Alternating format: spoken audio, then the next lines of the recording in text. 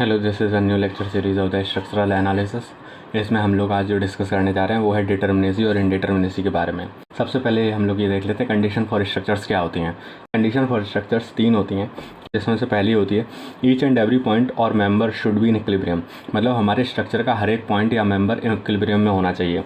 There should not be any rigid body movement. मतलब rigid body movement का मतलब है कि ऐसा नहीं होना चाहिए कि मान लीजिए बीम है, थोड़ा बहुत डिफ्लेक्शन और मूवमेंट तो अलाउ है, लेकिन ऐसा नहीं होना चाहिए कि वो पूरी बीम ही अपनी जगह से डिस्प्लेस हो जाए। नेक्स्ट है इट मस्ट फुलफिल और सर्व द इंटेंडेड पर्पज़। मतलब इसका ये है कि जिस पर्पज़ के लिए हमने उस स्ट्रक्चर को डिज़ाइन किया है उस पर्पज़ को वो फुलफिल करना चाहिए। नेक्स्ट है condition for equilibrium. Condition for equilibrium, अगर हमको 2D स्ट्रक्चर दिया गया है तो उसमें हमारे पास 3 इक्विलिब्रियम इक्वेशंस होती हैं। Sigma F X is equal to 0, sigma F Y is equal to 0 और सिग्मा एम इजकल टू 0। इनको इक्वेशन ऑफ स्टैटिस्टिक्स भी कहा जाता है। लेकिन अगर हम लोगों को 3D फॉर्म ऑफ स्ट्रक्चर दिया गया है तो उसमें हमें जो इक्वेशंस होती हैं इक्विलिब्रियम इक्वेशंस वो 6 होती हैं। Sigma F X is equal to 0, sigma F Y is equal to 0, sigma F Z is equal to 0 और sigma M X is equal to 0, sigma M Y is equal to 0 और sigma M Z is equal to 0। Next है हमें support पे कितनी reactions मिलती हैं। अगर हमारा फिक्स्ड सपोर्ट है तो हमें 3 रिएक्शंस मिलती हैं, हॉरिजॉन्टल रिएक्शन, वर्टिकल रिएक्शन और मोमेंटम रिएक्शन। अगर हमारा सपोर्ट हिंज्ड सपोर्ट है तो हमारा सपोर्ट मोमेंटम के लिए फ्री होता है, मतलब वो अपनी इस जगह पे मूवमेंट कर सकता है। तो इसमें हमें यहाँ पे वर्टिकल रिएक्शंस मिलती हैं और हॉरिजॉन्टल रिएक्शन मिलती है, लेकिन यहाँ पे हमें जो मोमेंट रिएक्शन मिलती है वो 0 हो जाती है। तो यहाँ हमें 2 रिएक्शंस ही मिल पाती हैं। लेकिन अगर हमारे पास रोलर सपोर्ट है तो ये स्ट्रक्चर हमारा हॉरिजॉन्टली मूव कर सकता है और ये स्ट्रक्चर हमारा मूवमेंट भी कर सकता है। तो यहाँ पे हमें बस एक रिएक्शन मिलती है, यहाँ पे हॉरिजॉन्टल मूवमेंट और मूवमेंट अलाउ होता है। नेक्स्ट है हमारा इंटरनल हिंज। नेक्स्ट है अगर हम लोगों को इंटरनल हिंज दी गई है तो हमारे पास जैसे मान लीजिए ये एक मेंबर है जिसमें हमारे पास बीच में इंटरनल हिंज दी गई है। तो इंटरनल हिंज जो होती है हमारी वो m-1 रिएक्शन प्रोवाइड करती है। m जहाँ पे होता है number of members meet at the internal hinge. जैसे यहाँ पे 2 मेंबर्स मीट हो रहे हैं तो यहाँ 2-1 मतलब इंटरनल हिंज हमारी एक रिएक्शन प्रोवाइड करेगी। सपोज़ कि यहाँ पे 3 मेंबर मीट करते हैं तो इंटरनल हिंज हमारी 3-1 इजकल टू 2 रिएक्शंस प्रोवाइड करती है। इसको सॉल्व करने का तरीका ऐसा होता है कि जैसे हम लोगों को जहाँ पे इंटरनल हिंज दी होती है वहाँ पे हम लोग को जो मूवमेंट होता है वो 0 गिवन होता है, और हम लोग इसको ब्रेक करके यहाँ पे हॉरिजॉन्टल रिएक्शन और वर्टिकल रिएक्शंस का ऐसे फ्री बॉडी डायग्राम बना के इसको सॉल्व करते हैं और उसको मोमेंट इक्वल टू 0 के बराबर करके हम लोग यहाँ रिएक्शंस कैलकुलेट कर लेते हैं। नेक्स्ट अगर हमको स्लाइडर गिवन है, स्लाइडर ऐसा होता है जैसे हम लोगों को कई बार चैनल्स में पहिए वगैरह लगे हुए या खिड़की में पहिए लगे हुए कुछ गेट्स देखते हैं जिनको हम लोग स्लाइड करके बंद करते हैं, तो ये वही चीज़ होती है। अगर वर्टिकल स्लाइडर है तो वर्टिकल मूवमेंट कर सकता है तो हमारा V 0 हो जाएगा, लेकिन हॉरिजॉन्टल और मूवमेंट तो नहीं कर सकता, तो हॉरिजॉन्टल रिएक्शन आएगी और मूवमेंट रिएक्शन आएगी। और अगर मान लीजिए हॉरिजॉन्टल स्लाइडर है तो हॉरिजॉन्टल मूवमेंट कर सकता है तो H इक्वल टू 0 हो जाएगा, वर्टिकल रिएक्शन आएगी और मूवमेंट रिएक्शन आएगी। नेक्स्ट है free body diagram. Free body diagram को हम लोग कैलकुलेशन ऑफ द रिएक्शंस के लिए यूज़ करते हैं। मान लीजिए हमारे पास पहला केस है प्रॉप्ड कैंटिलीवर का, तो इसका फ्री बॉडी डायग्राम बनाने के लिए हम लोग ऐसे बनाएंगे जैसे ये एक एंड पे फिक्स है और एक एंड पे हिंज्ड है। तो फिक्स्ड रिएक्शंस कितनी आएंगी 3, एक और ये एक मूवमेंट की, और हिंज्ड पे रिएक्शंस कितनी आएगी सिर्फ 1। ऐसे ही अगर मान लीजिए हमको फ्रेम गिवन है तो जैसे मान लीजिए ये फ्रेम गिवन है जिसके दोनों ही सपोर्ट हमारे फिक्स्ड हैं, तो यहाँ रिएक्शंस कितनी आएंगी 1, 2 और 3, और सेम ऐसे ही 1, 2 और 3। और हमें ये ध्यान रखना होता है कि हमें ओवरऑल इक्विलिब्रियम में रखने के लिए जितने फोर्सेस आ रहे हैं हमें दूसरी उनको बैलेंस करना होता है। तो मान लीजिए हमारे पास एक फ्रेम आया जिसमें एक एंड फिक्स्ड है और एक एंड हिंज्ड है, तो इसका फ्री बॉडी डायग्राम कैसे बनेगा। इसका फ्री बॉडी डायग्राम बनाने के लिए हम लोग क्या करेंगे 1, 2, 3, क्योंकि ये वाला एंड फिक्स है और ये वाला एंड हिंज्ड है तो यहाँ 2 रिएक्शन आएंगी, हॉरिजॉन्टल और वर्टिकल मूवमेंट, लेकिन मूवमेंट नहीं आएगा। तो इसका फ्री बॉडी डायग्राम कुछ ऐसा बनेगा। सपोज़ करिए हम लोगों को अगर इंटरनली कुछ फोर्सेस कैलकुलेट करने हो, इसी फिगर में हम लोग देख लेते हैं, तो हम लोग वो कैसे कैलकुलेट करेंगे। तो वो देखिए वो कैसे कैलकुलेट होंगे कि हम लोग हमारे फ्रेम को 3 पार्ट में तोड़ देंगे या जितने भी मेंबर्स हैं उनको अलग अलग तोड़ देंगे। तो हमारे पास मान लीजिए ये एक रिएक्शन ऐसी आई, ये एक ऐसी आई और ये एक मूवमेंट ऐसे आया। तो अब इसी को बैलेंस करने के लिए, क्योंकि ये इक्विलिब्रियम में, तो इसको बैलेंस करने के लिए जो वर्टिकल रिएक्शन ऊपर आ रही है तो यहाँ वर्टिकल रिएक्शन नीचे आएगी, यहाँ हॉरिजॉन्टल रिएक्शन ऐसे जा रही है तो हॉरिजॉन्टल रिएक्शन यहाँ ऐसे जाएगी, मूवमेंट यहाँ ऐसे आ रहा है तो मूवमेंट यहाँ ऐसे आएगा। सेम फिर यहाँ पे मूवमेंट ऐसे आ रहा है तो मूवमेंट ऐसे आएगा, रिएक्शन वर्टिकल रिएक्शन ऊपर जाएगी और हॉरिजॉन्टल रिएक्शन बाहर की तरफ जाएगी। हॉरिजॉन्टल रिएक्शन यहाँ बाहर आ रही है तो यहाँ अंदर आएगी, ये ऊपर जा रही है तो ये नीचे आएगी, और मूवमेंट चूँकि ये हमारा हिंज्ड है तो यहाँ मूवमेंट ज़ीरो हो जाएगा। तो हम लोग इस तरह भी इसको सॉल्व कर सकते हैं। स्ट्रक्चरल एनालिसिस करने के लिए हम लोग दो मेथड यूज़ करते हैं। पहला होता है फोर्स मेथड, दूसरा होता है डिस्प्लेसमेंट मेथड। इसमें हम लोगों को फोर्स मेथड हम लोग तब यूज़ करते हैं जब हम लोगों को स्टैटिकली डिटर्मिनेट स्ट्रक्चर्स की एनालिसिस करनी होती है, जहाँ पे हमारे नंबर ऑफ इक्वेशंस बराबर नंबर ऑफ अननोन्स के होता है, और यहाँ से हम लोग डायरेक्ट इक्विलिब्रियम इक्वेशंस की मदद से अपने फोर्सेस को कैलकुलेट कर सकते हैं। लेकिन डिस्प्लेसमेंट मेथड में ऐसा नहीं होता। यहाँ पर हम लोगों को डिस्प्लेसमेंट और रोटेशन वगैरह की मदद लेते हुए नंबर ऑफ़ अननोन्स कैलकुलेट करना होता है, क्योंकि यहाँ पे number of unknowns not equal to the number of equations होता है। तो हम लोगों को यहाँ पे इक्विलिब्रियम इक्वेशंस की मदद से हम लोग इसको सॉल्व नहीं कर सकते। तो यहाँ पे हमें कुछ कंपैटिबिलिटी इक्वेशंस भी चाहिए होती हैं, जिसकी मदद से हम लोग इनको कैलकुलेट कर सकते हैं। नेक्स्ट होता है इनडिटर्मिनेसी। कितने तरह की होती है?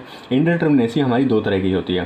पहली होती है स्टैटिक इनडिटर्मिनेसी, दूसरी होती है काइनेमेटिक इनडिटर्मिनेसी। स्टैटिक इनडिटर्मिनेसी हमारी अगेन एक्सटर्नल और इंटरनल इनडिटर्मिनेसी में बांटी जाती है, और जो कि स्टैटिक इनडिटर्मिनेसी होती है is the summation of external indeterminacy plus internal indeterminacy. और इंटरनल इनडिटर्मिनेसी निकालने के लिए हम लोग स्टैटिक इनडिटर्मिनेसी में से एक्सटर्नल इनडिटर्मिनेसी माइनस कर देते हैं, तो हम लोगों को इंटरनल इनडिटर्मिनेसी माइनस मिल जाती है, क्योंकि इंटरनल इनडिटर्मिनेसी करना लिटिल बिट टफ होता है in comparison to the static indeterminacy और एक्सटर्नल इनडिटर्मिनेसी के कंपैरिजन में। एक्सटर्नल इनडिटर्मिनेसी कैलकुलेट करने का क्या तरीका होता है? एक्सटर्नल इनडिटर्मिनेसी कैलकुलेट करना मतलब हम लोग समझ सकते हैं, एक्सटर्नल मतलब कुछ बाहर, स्ट्रक्चर से बाहर की हम लोग कुछ बात कर रहे हैं। स्ट्रक्चर से बाहर क्या होते हैं? स्ट्रक्चर से बाहर उसके सपोर्ट होते हैं। तो हम लोग यहाँ पे जो सपोर्ट की रिएक्शंस होती हैं उसकी मदद से हम लोग उसकी डिटर्मिनेसी और इनडिटर्मिनेसी को कैलकुलेट करते हैं। यहाँ हम लोग क्या करते हैं, DSE equal to number of unknown reactions minus number of equilibrium equations. मतलब यहाँ पे होना चाहिए number of unknown support reactions minus number of equilibrium equations. जैसे मान लीजिए हमारे पास ये एक सपोर्ट है, मान लीजिए हमारे पास ये एक मेंबर है, जहाँ पे मान लीजिए हमारे पास एक स्ट्रक्चर है जहाँ पे ये वाला एंड है, जहाँ पे ये वाला सपोर्ट है वो हिंज्ड है और ये वाला रोलर है। तो यहाँ चूँकि रोल हिंज्ड है, तो चूँकि यहाँ जब हिंज्ड है तो यहाँ R2 R1 आएगी, और चूँकि यहाँ रोलर है तो यहाँ R3 आएगी। तो यहाँ तीन इक्वेशंस हो गई सपोर्ट रिएक्शंस की, तीन सपोर्ट रिएक्शन हो गई। और नंबर ऑफ इक्विलिब्रियम इक्वेशंस हमारे पास कितनी होती हैं? 3। तो 3 - 3 0। तो हमारा ये जो स्ट्रक्चर है वो हो जाएगा हमारा स्टैटिकली डिटर्मिनेट स्ट्रक्चर। नेक्स्ट है, जैसे मान लीजिए ये हमको फ्रेम गिवन है जहाँ पे दोनों एंड हमारे फिक्स हैं, तो यहाँ 3 रिएक्शन आएंगी। टोटल सपोर्ट रिएक्शंस कितनी होगी? 6 - 3 3। तो ये हमारा इंडिटरमिनेट है। नेक्स्ट है, जैसे मान लीजिए ये हिंज्ड है, ये फिक्स है और ये एक रोलर है, तो यहाँ 2 रिएक्शन आएंगी, यहाँ 3 आएंगी, 3 2 5 और एक 6 reaction total I support reaction, और 3 हमारे पास गिवन होती है, तो ये भी 3 आई इसकी external indeterminacy. Total indeterminacy calculate करने के लिए हम लोग जैसे मान लीजिए हमारे पास मान लीजिए सिंपल बीम के केसेस में हम लोग देख लेते हैं कैसे कैलकुलेट करेंगे। तो यहाँ जैसे मान लीजिए टोटल इंडिटर्मिनेसी कैलकुलेट करनी है, तो जैसे मान लीजिए ये एक सिंपली सपोर्टेड बीम है, तो यहाँ 2 रिएक्शन आ रही हैं, यहाँ एक आ रही है, तो 3 - 3 0। मान लीजिए ये प्रॉप्ड कैंटिलीवर है, तो यहाँ 4 हो गई रिएक्शन, 3 और एक 4, 4 - 3 1। यहाँ ये कैंटिलीवर का केस है, तो यहाँ 3 - 0 0 हो गई। यहाँ पे 3 - 3 = 0 0 हो गई। यहाँ पे कॉन्टिन्यूस का केस है, तो 2 और एक 3 और एक 3, 2 और एक 3 और एक 4, 4 - 3 1। तो ये हमारी इंडिटर्मिनेट स्ट्रक्चर है। ठीक है। स्टैटिक डिटर्मिनेसी कैलकुलेट करने का जो एक और तरीका होता है वो ये होता है, अभी तक हम लोगों ने एक्सटर्नल डिटर्मिनेसी कैलकुलेट करना सीखा, अब हम लोग देखते हैं कि हम लोगों को टोटल डिटर्मिनेसी कैलकुलेट करनी है, तो वो कैसे करेंगे। वो कैलकुलेट करने का जो तरीका है वो है number of reactions removed minus number of constraint added to make it cantilever. इसका ये मतलब है कि हमें अगर कोई भी स्ट्रक्चर गिवन हो, हमें उसकी डिटर्मिनेसी निकालने के लिए हमें उसे कैंटिलीवर में बदलना पड़ेगा।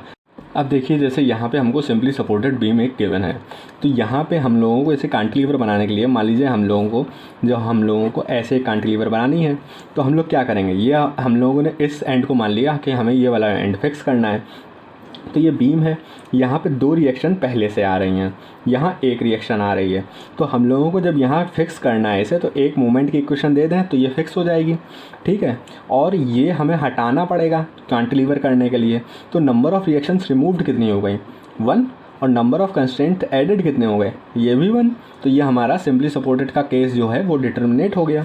नेक्स्ट मान लीजिए जैसे हमारे पास प्रॉप्ड कैंटिलीवर है, प्रॉप्ड कैंटिलीवर है तो ये हो गई। अब यहाँ कितनी रिएक्शन है, 3 पहले से ही है, बस हम अगर इसको हटा दें तो ये हमारी कैंटिलीवर बन जाएगी। तो यहाँ हमें नंबर ऑफ़ रिएक्शंस रिमूव्ड कितनी हो गई, 1, बस ये हटानी है। और कोई हमें जोड़नी है, नंबर ऑफ़ रिएक्शंस एडिट करनी है, नहीं कोई नहीं एडिट करनी, तो ये हो गई 0। तो ये हो गई इसकी प्रॉप्ड कैंटिलीवर की हो गई 1। जैसे मान लीजिए हमारे पास नेक्स्ट केस है, सपोज़ करिए कि हमारे पास एक बीम है जिसमें कि दोनों ही एंड हिंज्ड हो गए। तो अब यहाँ क्या है, यहाँ 2 रिएक्शन आ रही, यहाँ 2 रिएक्शन आ रही, यहाँ 2 रिएक्शन आ रही, यहाँ 2 रिएक्शन आ रही। अब नंबर ऑफ़ कंस्टेंट रिमूव्ड, ये 2 हटाने पड़ेंगे हमें इसे कैंटिलीवर बनाने के लिए, 2 minus number of constant added, 1 यहाँ जोड़ना पड़ेगा इसे फिक्स बनाने के लिए, तो -1। तो ये हो गई इसकी V1। ठीक, अब मान लीजिए जैसे ये वाला एक कंटिन्यूअस बीम का केस हम लोग ले लेते हैं।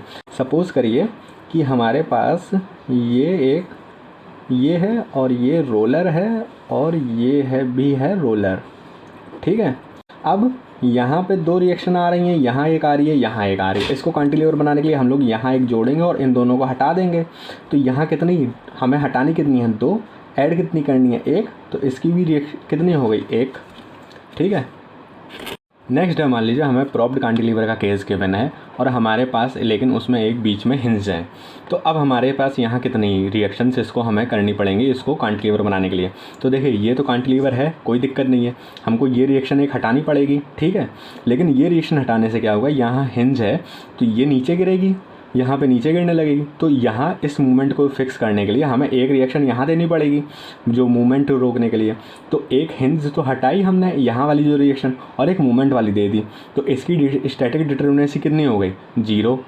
अगर हम लोगों को मान लीजिए इसमें इक्वेशंस कैलकुलेट करनी हो तो वो हम लोग कैसे करेंगे। जैसे मान लीजिए ये इसका फ्री बॉडी डायग्राम है, ये R1 R2 और मूवमेंट, और R4 यहाँ गिवन है। मान लीजिए यहाँ पे हमारे पास एक लोड P लग रहा है जो कि A डिस्टेंस पर इससे लग रहा है, और ये डिस्टेंस हमारी 2A और ये है हमारी B। तो हम लोग यहाँ क्या करेंगे, इस पॉइंट पे मोमेंट 0 गिवन होता है हम लोगों को हिंज पॉइंट पे। तो इस पॉइंट पे हम लोग मोमेंट निकालेंगे which is equal to the, तो यहाँ जो मूवमेंट आएगा वो, तो यहाँ जो मूवमेंट आएगा m is equal to P into A minus R4 into 2A। तो ये हो जाएगा हमारा 0। तो ये हो जाएगा P इंटू A बराबर R4 इंटू 2A। तो R4 यहाँ से कितना हो जाएगा, P/2। फिर हम लोग क्या करेंगे, सिग्मा Fy इक्वल टू 0 कर देंगे। तो R1 plus R4 equal to P। तो R4 की हम लोग यहाँ वैल्यू रख देंगे P/2। तो R1 कितना हो जाएगा, P/2। Sigma Fx equal to 0 करेंगे तो कोई और R2 के अलावा कोई और फोर्स है तो R नहीं है। तो R2 plus 0 equal to 0, R2 equal to 0 हो जाएगा। मूवमेंट निकालने के लिए हम लोग क्या करेंगे, अब ये वाला मूवमेंट निकालना है तो हम लोग इस वाले पॉइंट के अबाउट इधर मूवमेंट ले लेंगे। तो ये कितना हो जाएगा, R1 इंटू बी, R2 तो 0 हो गया और मूवमेंट नेगेटिव का माइनस m इक्वल टू 0। तो m हो जाएगा R1 इंटू बी, R1 कितना है, P/2 इंटू बी। तो इस तरह से हम लोग इसको सॉल्व कर लेंगे। सपोज़ करिए हमारे पास नेक्स्ट केस है जिसमें हमें प्रॉप्ड कैंटिलीवर गिवन है जिस पे यूडीएल लोड लग रहा है और हमें यहाँ पे R1 R2 मूवमेंट और R3 की वैल्यू कैलकुलेट करनी है। तो हम लोग यहाँ क्या करेंगे, सबसे पहले हम लोग एक सिग्मा Fx इक्वल टू 0 करते हैं। तो यहाँ और कोई हॉरिजॉन्टल रिएक्शन तो आ नहीं रही, तो R2 इक्वल टू 0 हो जाएगा। नेक्स्ट हम लोग सिग्मा Fy इक्वल टू 0 करते हैं, तो R1 plus R3 equal to WL हो गया, ठीक है। नेक्स्ट हम लोग मूवमेंट इक्वल टू 0 करते हैं, तो R1 into L minus M minus WL²/2 equal to 0 कर दिया हमने सिग्मा मूवमेंट से। लेकिन यहाँ पे हमारे पास अननोन्स कितने हो गए, एक R1 R2, एक R1 हो गया, एक R3 हो गया और मूवमेंट हो गया। तो अननोन्स हमारे पास 3 हो गए, लेकिन इक्वेशंस कितनी हैं, 2। तो हम लोग इन 2 इक्वेशंस से तो नहीं कैलकुलेट कर सकते, तो हम लोगों को और एक कंडीशन चाहिए होगी। तो अब हम लोग इसको अलग अलग डिवाइड कर लेते हैं कि मान लीजिए हमारे पास एक कैंटिलीवर का केस गिवन है जिस पे यूडीएल लग रहा है, और मान लीजिए हमारे पास एक सिंपली सपोर्टेड का केस गिवन है, और मान लीजिए हमारे पास एक कैंटिलीवर का केस गिवन है जिस पे मूवमेंट लग रहा है। अब अगर हम लोग इसको ध्यान से देखें इन दोनों बीम्स को, तो इसकी वजह से मान लीजिए यूडीएल का केस है तो डिफ्लेक्शन कितना आएगा, WL⁴/8EI। और मान लीजिए हमारे पास एक कैंटिलीवर गिवन है जिस पे पॉइंट लोड एंड पे लग रहा है, उसकी वजह से डिफ्लेक्शन कितना आएगा, RB×L3/3EI, ठीक। लेकिन ये ओवरऑल अगर हम इनको फिक्स कर दें, अगर हम इन दोनों को जोड़ दें, तो हमारा जो डिफ्लेक्शन है वो तो 0 है ना इस बीम में, हम लोगों को इस बीम में जो डिफ्लेक्शन आ रहा है वो 0 आ रहा है। इसका ये मतलब भी तो हम कह सकते हैं कि जो यूटीएल की वजह से जो डिफ्लेक्शन आ रहा है उसको हमारा ये जो पॉइंट लोड है ये काउंटरएक्ट कर रहा है, मतलब ये दोनों बराबर हो जाएंगे। तो यहाँ पे ओवरऑल डिफ्लेक्शन कितना है 0, तो ये कितना हो जाएगा R B into L Q upon 3 EI is equal to WL की पावर 4 अपॉन 8 EI। तो यहाँ R B is equal to 3 upon 8 into WL हो जाएगा। नेक्स्ट है हमारी हर एक बीम के लिए जो उसकी इंटरनल इंडिटरमिनेसी होती है वो 0 होती है, और जो हमारी एक्सटर्नल इंडिटरमिनेसी होती है वही उसके टोटल इंडिटरमिनेसी के बराबर हो जाती है। फिर हम लोग यहाँ पे इस RB को, इस RB जो कि R3 के बराबर है यहाँ रख देंगे तो R1 मिल जाएगा, R1 को हम लोग यहाँ रख देंगे तो मोमेंट मिल जाएगा। नेक्स्ट हम लोग कुछ क्वेश्चन देख लेते हैं। मान लीजिए हमारे पास ये एक बीम गिवन है जिसमें यहाँ पे हिंज है, यहाँ इंटरनल हिंजेस गिवन है, यहाँ पे रोलर सपोर्ट है और यहाँ पर भी हिंज सपोर्ट है। इसकी हम लोगों को स्टैटिक इंडिटरमिनेसी निकालनी है। तो वो क्या हो जाती है number of reactions removed minus number of constraint added to make it cantilever. तो मान लीजिए हम लोग इस जॉइंट को हमारे वो कर रहे हैं, कांटिलीवर कर रहे हैं, फिक्स कर रहे हैं, और यहाँ पे हम लोग फ्री कर रहे हैं पूरा। तो यहाँ पे हम लोगों को एक रिएक्शन जोड़नी पड़ेगी और यहाँ से हम लोगों को यहाँ पे मूवमेंट हो जाएगा हिंज की वजह से, तो यहाँ पे भी एक रिएक्शन यहाँ, एक रिएक्शन यहाँ जोड़नी पड़ेगी। लेकिन सपोर्ट को यहाँ से हटाने के लिए हम लोगों को क्या करना पड़ेगा, यहाँ यहाँ से एक रिएक्शन हटानी पड़ेगी, यहाँ से 2 रिएक्शन हटानी पड़ेंगी। तो नंबर ऑफ कंस्ट्रेंट रिमूव्ड कितने हो जाएंगे 3, 1 2 3, और नंबर ऑफ कंस्ट्रेंट एडेड कितने हो जाएंगे 1 2 और 3। तो ये इसकी स्टैटिक इंडिटरमिनेसी कितनी हो जाएगी 3 - 3 इक्वल टू 0। नेक्स्ट केस है, मान लीजिए हमारे पास ये एक गिवन है जिसमें यहाँ फिक्स है, यहाँ फिक्स है, यहाँ रोलर है और यहाँ एक हिंज है। तो हम लोगों को ये वाला सपोर्ट हम लोग फिक्स कर देते हैं, बाकी हम लोग हिंज करते हैं। तो यहाँ पे हम लोगों को एक रिएक्शन जोड़नी पड़ेगी क्योंकि यहाँ मूवमेंट आएगा, तो एक रिएक्शन जोड़नी पड़ेगी इस जॉइंट को फिक्स करने के लिए। इसको यहाँ से हटाने के लिए हमें 3 रिएक्शन हटानी पड़ेंगी, यहाँ से एक रिएक्शन हटानी पड़ेगी और यहाँ से भी 3 रिएक्शन हटानी पड़ेंगी। तो टोटल हमें कितनी हटानी पड़ेंगी 3 और 1 4 और 4 और 3 7, और रिएक्शन हमें जोड़नी कितनी है बस एक, तो 7 - 1 इक्वल टू 6। नेक्स्ट क्वेश्चन है number of independent equation two satisfied for a static equilibrium in a space frame truss. Space frame truss मतलब हमारा 3D फ्रेम ट्रस है। तो यहाँ नंबर ऑफ इंडिपेंडेंट इक्वेशन हमें कितनी चाहिए होती हैं 3D फ्रेम में 6, तो यहाँ इसका आंसर हो जाएगा 6। नेक्स्ट है स्टैटिकली इंडिटरमिनेट स्ट्रक्चर क्या होता है। तो स्टैटिकली इंडिटरमिनेट जो होता है उसको हम लोगों को सॉल्व करने के लिए इक्वेशन ऑफ स्टैटिक्स और कंपैटिबिलिटी इक्वेशन की मदद लेनी पड़ती है, जबकि डिटरमिनेट स्ट्रक्चर को सॉल्व करने के लिए सिर्फ हम लोग इक्वेशन ऑफ स्टैटिक्स से ही उसे सॉल्व कर सकते हैं। ओके, हम लोगों को नेक्स्ट क्वेश्चन गिवन है जिसमें हम लोगों को बीम जो दी गई है उसके दोनों एंड फिक्स हैं, बीच बीच में रोलर है और यहाँ पे हमको लोड गिविंग कंडीशंस भी दी गई हैं। यहाँ से यहाँ तक यूटीएल लग रहा है और यहाँ पे एक पॉइंट लोड लग रहा है। तो हमें यहाँ ये देखना होता है कि हम लोग जो स्टैटिक कंडीशन यूज़ करनी है वो हम लोगों को लोड कंडीशंस के अकॉर्डिंग लेनी होती है। जैसे यहाँ पे हम लोगों को कोई भी ऐसा फोर्स नहीं दिख रहा जो हॉरिजॉन्टल हो, तो हम लोग यहाँ पे जो सिग्मा एच की वैल्यू होगी उसको 0 कर देंगे, क्योंकि यहाँ पे ऐसा कोई फोर्स ही नहीं आ रहा जो एच की कंडीशन जनरेट कर रहा हो, हॉरिजॉन्टल फोर्स की रिएक्शन को जनरेट कर रहा हो।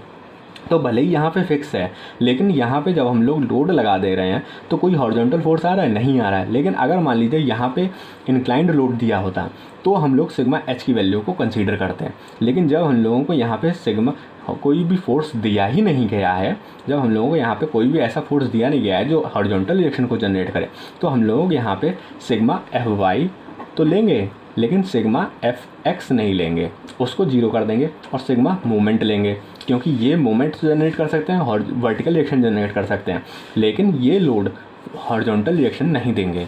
तो यहाँ पे इसको कैलकुलेट करने के लिए हम लोग कैसे कैलकुलेट करेंगे, यहाँ पे हम लोग ये रिएक्शन हटाएंगे, यहाँ से बस 2 रिएक्शन हटाएंगे, जैसे एक ये हटाई एक ये हटाई, और यहाँ से हम लोगों ने वैसे हम नॉर्मल केस होता अगर ये लोडिंग कंडीशन गिवन नहीं होती तो हम लोग यहाँ से ये भी हटाते। लेकिन जब हम लोगों ने देखा कि यहाँ लोडिंग कंडीशन ऐसी है कि यहाँ ये फोर्स आएगा ही आएगा नहीं, तो हम लोग इसको कंसीडर भी नहीं करेंगे। तो यहाँ पे जो हमें ds निकालने के लिए जो नंबर ऑफ कंस्ट्रेंट्स रिमूव्ड होंगे वो होंगे 1 2 3 और 1 4। तो ये ds इक्वल टू 4 हो जाएगा और हमें कोई ऐसा फोर्स ऐड नहीं करना जिसकी वजह से हमें कैंटिलीवर होना है, तो यहाँ सीधा सीधा 4 हो जाएगा। नेक्स्ट है, मान लीजिए हमारे पास ये गिवन है जिसमें यहाँ हिंज है, ये रोलर सपोर्ट है। तो यहाँ हम लोग क्या करेंगे, यहाँ हम इन दोनों को हटाएंगे और यहाँ एक मूवमेंट देंगे, तो ds equal to 2 - 1 equal to 1 हो जाएगा। ओके, नेक्स्ट क्वेश्चन है जिसमें कह रहा है beam fixed at ends and lateral loads are apply. यहाँ पे हमको देखिए लेटरल लोड्स आर अप्लाई मतलब लोडिंग कंडीशंस दे दी। लेटरल लोड्स का मतलब है ये हमारी बीम फिक्स है दोनों एंड पर, और यहाँ पे मान लीजिए ऐसे लोड लग रहे हैं। लेटरल लोड्स लगने का ये मतलब है कि हमारे लोड्स वर्टिकल लग रहे हैं। वर्टिकल लोड्स लग रहे हैं तो हॉरिजॉन्टल रिएक्शन नहीं जनरेट होगी। तो यहाँ पे जो हमें इक्विलिब्रियम इक्वेशन कंसीडर करनी पड़ेगी, sigma F Y is equal to में कंसीडर करनी पड़ेगी, और सिग्मा मूवमेंट में सिग्मा एफ वाई में कंसीडर करनी पड़ेगी, और सिग्मा मूवमेंट में कंसीडर करनी पड़ेगी। यहाँ पे हम लोगों को sigma F X is equal to 0 करना पड़ेगा, जिसकी वजह से यहाँ जो सिर्फ कंडीशन आएंगी, सपोर्ट कंडीशंस आएंगी सिग्मा एफ वाई और वर्टिकल रिएक्शन। तो यहाँ पे जो इसका मतलब यहाँ पे जो वर्टिकल इसका मतलब यहाँ पे जो सपोर्ट रिएक्शंस आएंगी वो सिर्फ वर्टिकल आएगी, मूवमेंट आएगी, लेकिन जो हॉरिजॉन्टल रिएक्शन है वो किसी भी सपोर्ट पर नहीं आएगी।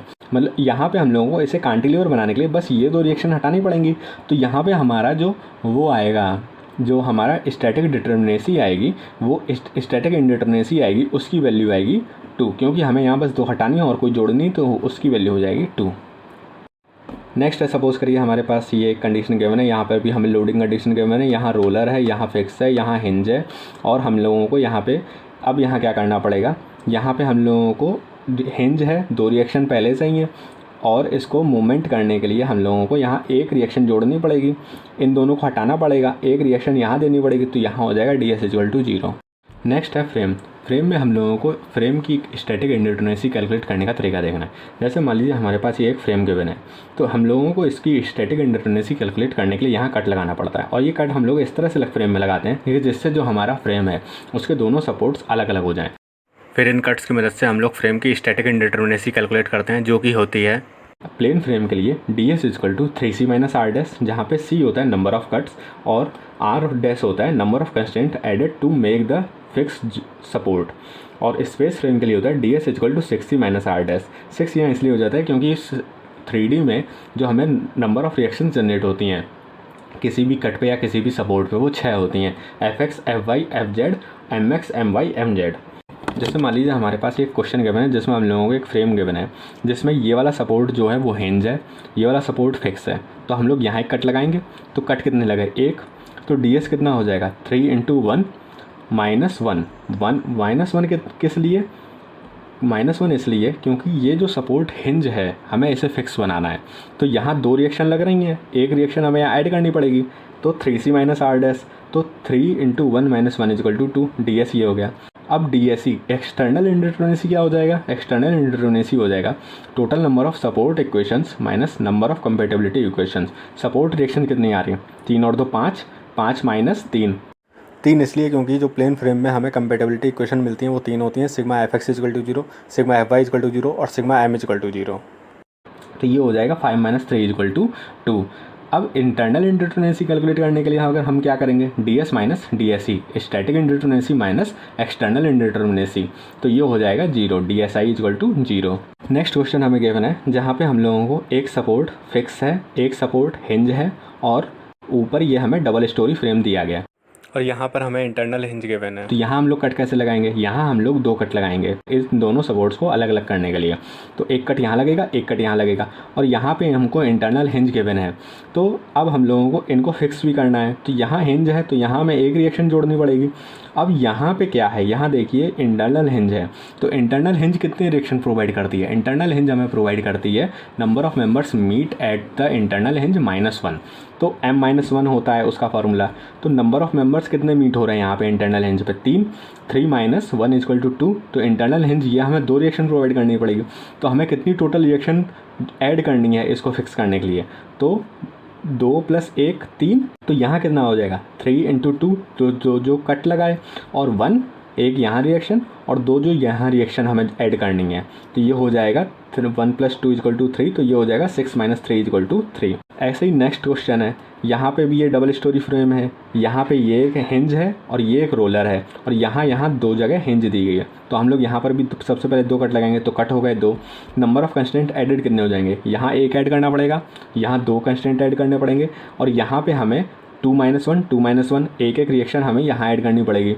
तो टोटल रिएक्शन कितनी हो गई, 1 + 2 3 और 4 और 5, तो यहाँ डी एस कितना हो गया, D S is equal to 3 into 2 minus 5 is equal to 1। Next question हमें गिवन है, यहाँ पे हमें 3 सपोर्ट दिए गए हैं जो कि तीनों ही फिक्स हैं। तो यहाँ हम लोग कट कैसे लगाएंगे, एक कट यहाँ लगेगा, एक कट यहाँ लगेगा, तो यहाँ कट कितने हो गए 2, तो डी एस कितना हो जाएगा 3c माइनस आर डैश। तो यहाँ लेकिन हमें कोई भी सपोर्ट ऐसा नहीं है जो हमें फिक्स करना हो, तो यहाँ सिर्फ 3c माइनस आर डैश की वैल्यू हो जाएगी 0। तो यहाँ हो जाएगा 3 into 2 equal to 6 which is equal to the 6। D S ही क्या हो जाएगा 3 + 3 + 3 3 3 का 9, 9 minus 3 number of equilibrium equations, तो ये हो जाएगा 3 into 3 minus 3 equal to 6। D S I कितना हो जाएगा, D S minus D S C, D S कितना गिवन है 6 और डी एस सी कितना है 6, तो D S I equal to हो जाएगा 6 minus 6 equal to 0। Next question है, नेक्स्ट क्वेश्चन में क्या है, डबल स्टोरी फ्रेम है, ये वाला फिक्स है, ये वाला हिंज है। तो यहाँ कट कितने लगाने पड़ेंगे, एक यहाँ, तो कट हो गए 2। तो और नंबर ऑफ कंस्टेंट एडेड कितने करने पड़ेंगे, क्योंकि ये हिंज रिएक्शन है तो ये 2 रिएक्शन देगा और हमें इसे फिक्स करने के लिए एक रिएक्शन ऐड करनी पड़ेगी। तो डी एस इक्वल टू कितना हो जाएगा 2 into 3, 2 cut minus 1 number of constant added, तो डी एस हो जाएगा 5। डी एस ही कितना हो जाएगा 2 रिएक्शन यहाँ, 3 रिएक्शन यहाँ, 3 + 2 equal to 5, 5 minus 3 equal to 2। D S I कितना हो जाएगा 5 minus 2 equal to 3। Next question है जिसमें हम लोगों को ये पोर्टल फ्रेम के बने, यहाँ इंटरनल हिंज है। तो यहाँ हमें क्या करना पड़ेगा, एक कट यहाँ लगा दिया हमने, ठीक है, दोनों सपोर्ट अलग हो गए। अब क्या है 3 इंटू 1 आर डैश, हमें रिएक्शन कितनी ऐड करनी पड़ेंगी, यहाँ मूवमेंट देगा क्योंकि ये, तो एक रिएक्शन हमें ऐड करनी पड़ेगी इस मूवमेंट को रोकने के लिए। तो ये कितना हो जाएगा 3 into 1 minus 1 is equal to 2। और यहाँ पे नेक्स्ट क्वेश्चन हमें गिवन है जिसमें यहाँ रोलर सपोर्ट है, यहाँ फिक्स सपोर्ट है। तो हमें यहाँ कट कितने लगाने पड़ेंगे, यहाँ एक लगाना पड़ेगा, यहाँ एक लगाना पड़ेगा, तीनों सपोर्ट अलग अलग हो गए। तो सी हो गई 2। आर डैश हमें कितनी ऐड करनी पड़ेंगी, यहाँ तो कुछ ऐड करना नहीं पड़ेगा, यहाँ एक रिएक्शन 2 रिएक्शन देनी पड़ेंगी, यहाँ 2 रिएक्शन देनी पड़ेगी। तो आर डैश कितना हो गया 2 + 2 इक्वल टू 4। तो डी एस कितना हो जाएगा 3 into 2 minus 4 equal to 2। Next question है जहाँ पे हम लोगों को ये एक फ्रेम दिया गया है जिसमें ये एंड फिक्स है, ये सब हिंज्ड है, ये भी हिंज्ड है। तो यहाँ हमें कट कितने लगाने पड़ेंगे, तो यहाँ एक कट यहाँ, एक कट यहाँ, एक कट यहाँ, एक कट यहाँ, एक कट यहाँ, एक कट यहाँ, तो टोटल हमें 6 कट लगाने पड़ेंगे। और नंबर ऑफ रिएक्शंस एडिट कितनी करनी पड़ेंगी, एक यहाँ, दोनों हिंज है क्योंकि फिक्स बनाने के लिए एक एक जोड़ना पड़ेगा। तो यहाँ कट कितने हो गए 6 और रिएक्शन कितनी होगी 2। तो यहाँ 3 इंटू 6 माइनस 2 कितना हो जाएगा 16। अब नेक्स्ट क्या है, ये है नेक्स्ट, इसमें क्या है, यहाँ चारों के चारों सपोर्ट हमें फिक्स हैं और यहाँ इंटरनल हिंज है। तो एक कट यहाँ लगाना पड़ेगा, एक कट यहाँ लगाना पड़ेगा, एक कट यहाँ, एक कट यहाँ, एक कट यहाँ। तो कट कितने लगाने पड़े 5। रिएक्शन हमें ऐड कितनी पड़ेंगे, तो यहाँ देखिए इस हिंज पे 4 मेंबर मिल रहे हैं, इस हिंज पे 4 मेंबर मिल रहे हैं। तो यहाँ 4 माइनस 1 इक्वल टू 3, तो 3 रिएक्शन हमें ऐड करनी पड़ेंगी। तो यहाँ कितना हो जाएगा डी एस इक्वल टू 15, 5 गुणे 3, 5 3 15, 15 माइनस 3 इक्वल टू 12। नेक्स्ट है अगर हमें 3D फ्रेम गिवन हो, जैसे ये एक 3D फ्रेम गिवन है, यहाँ पे जो जितने भी सपोर्ट हैं सारे के सारे फिक्स हैं। तो हम लोग यहाँ कट कैसे लगाएंगे, एक यहाँ, एक यहाँ, एक यहाँ, एक यहाँ, चारों सपोर्ट अलग हो गए। तो यहाँ क्या हो जाता है 3D फ्रेम में formula 6c minus R dash, तो ये हो जाएगा 6 इंटू 4 कट जो लगाए 6 इंटू 4। आर डैश हम लोगों को जोड़ना नहीं है क्योंकि सारे सपोर्ट फिक्स हैं, तो आर डैश इक्वल टू 0। तो यहाँ इसकी स्टैटिक इंडिटरमिनेसी कितनी हो जाएगी 24। मान लीजिए ये नेक्स्ट केस हमें गिवन है जहाँ पे चारों सपोर्ट फिक्स हैं लेकिन यहाँ हमें एक इंटरनल हिंज गिवन है।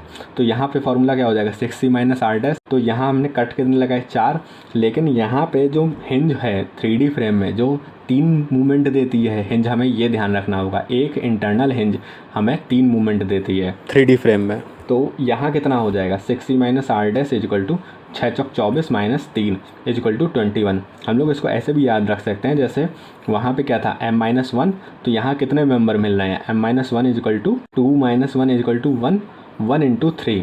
अगर यहाँ पे मान लीजिए 3 मेंबर मिल रहे होते तो यहाँ कितना आता 3 माइनस 1 इक्वल टू 2, 2 इंटू 3, तो यहाँ 6 आ जाता। इस तरह से हम लोग इसको याद रख सकते हैं। नेक्स्ट क्वेश्चन है जिसमें हम लोगों को यहाँ पर 3D फ्रेम गिवन है जिसमें ये फिक्स है, ये फिक्स है, ये फिक्स है, लेकिन ये वाला हिंज है। तो हमें कट कितने लगाने पड़ेंगे 4 और number of constant reaction add कितनी करनी पड़ेंगी।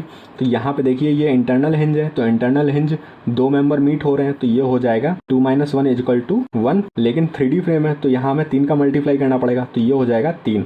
सपोज करिए यहाँ पे 3 मेंबर मिल रहे होते तो ये हो जाता 3 minus 1 equal to 2, 2 into 3 equal to 6 हो जाता है यहाँ पे। लेकिन चूंकि यहाँ पे सिर्फ दो मेंबर मिल रहे हैं, तो यहाँ पे हमें 3 रिएक्शन ऐड करनी पड़ेंगी। और यहाँ पे देखिए ये हमारा हिंज सपोर्ट है, हिंज सपोर्ट है 3D में। तो 3D में हमारा सपोर्ट कितने रिएक्शन देता है? 3D में जैसे मान लीजिए ये 2D में क्या था, 2D में जो हमारा सपोर्ट था वो Fx और Fy रिएक्शन दे रहा था, Fy और Fx रिएक्शन दे रहा था।